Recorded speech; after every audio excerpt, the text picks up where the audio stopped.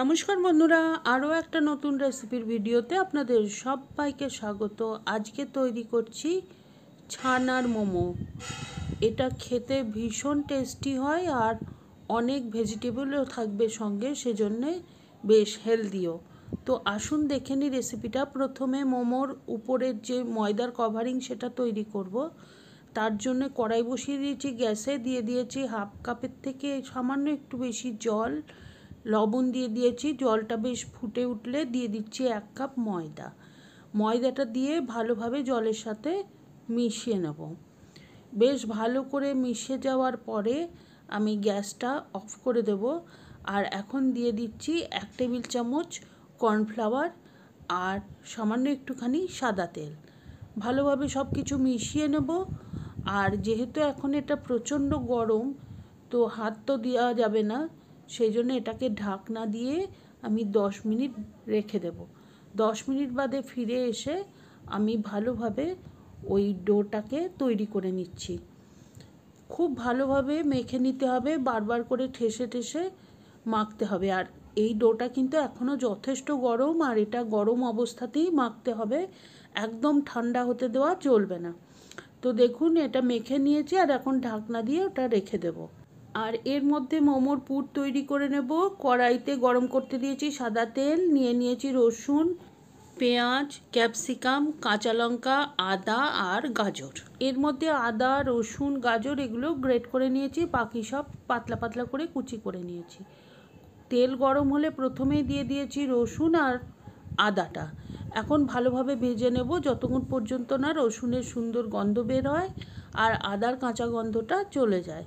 আর এখানে কিন্তু আপনারা যত ইচ্ছা যা খুশি ভেজিটেবল দিতে পারবেন, আমার কাছে যেটা ছিল সেটাই দিয়েছি।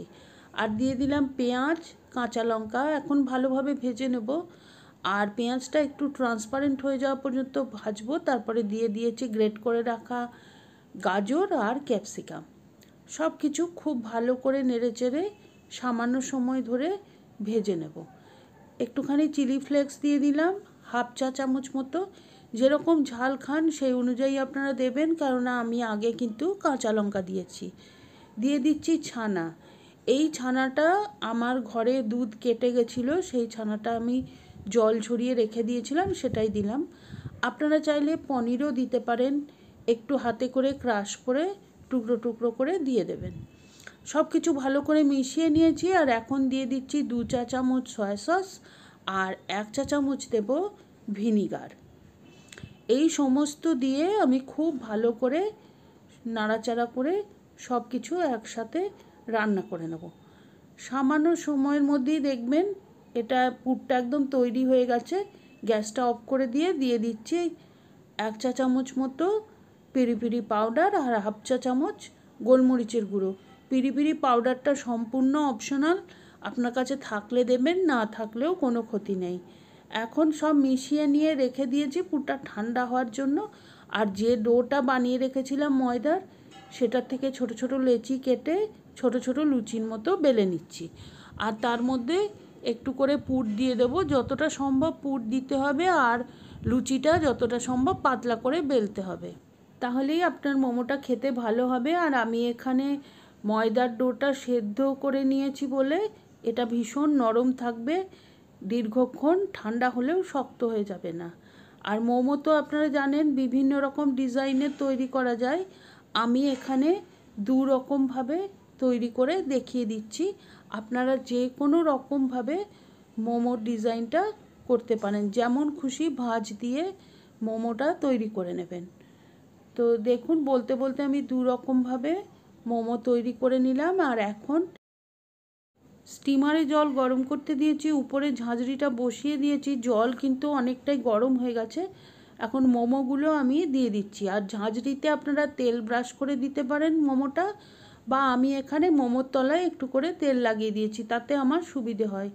10 মিনিট স্টিম করে নেব। আর এখন দেখুন মোমো কিন্তু তৈরি হয়ে গেছে।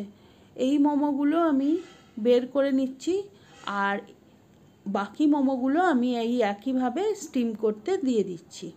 তো এইভাবে 2-3 ব্যাচে আমি সমস্ত মোমো তৈরি করে নিয়েছি আর একটা রেড সসের সাথে পরিবেশন করেছি।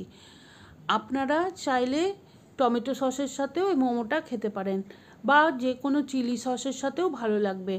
আর আপনারা যদি এই সসটা রেসিপি দেখতে চান তাহলে আমি উপরে আই বাটনে লিঙ্ক দিয়ে দেবো, আপনারা ক্লিক করে দেখে নেবেন। অবশ্যই বাড়িতে একবার ট্রাই করবেন, কমেন্ট করে জানাবেন কেমন লাগলো। রেসিপিটা বানালে ছবি শেয়ার করতে পারেন আমার ফেসবুক পেজে। আর রেসিপিটা ভালো লাগলে please like, share and subscribe my channel.